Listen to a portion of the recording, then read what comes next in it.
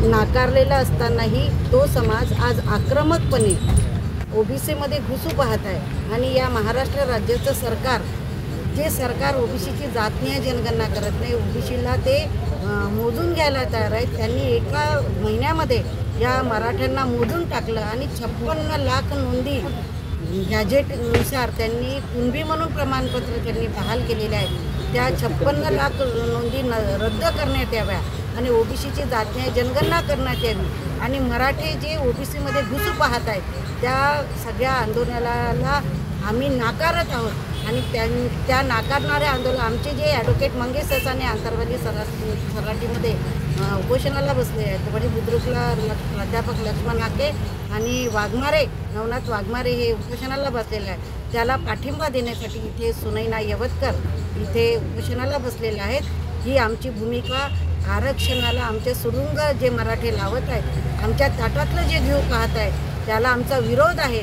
त्यांना EWSचं आरक्षण दिलेलं आहे आणि या महाराष्ट्रामध्ये 8.5 ते 9% आरक्षणाचा फायदा हा मराठ्यांनी घेतलेला आहे। तरी ते आमच्या पोरांसाठी ही भूमिका घेऊन जरांगे जे बोलत आहे ते आमच्या ओबीसीच्या मुलांचे हक्क आणि आरक्षण नाकारत आहे, म्हणून आम्ही त्यांचा निषेध करतो। आणि हा आमचा ओबीसीच्या अस्तित्वाचा प्रश्न आहे, हे उपोषण त्याच्यासाठी आहे आणि मराठ्यांच्या असंविधानिक आंदोलनाला आम्ही नाकारत आहोत।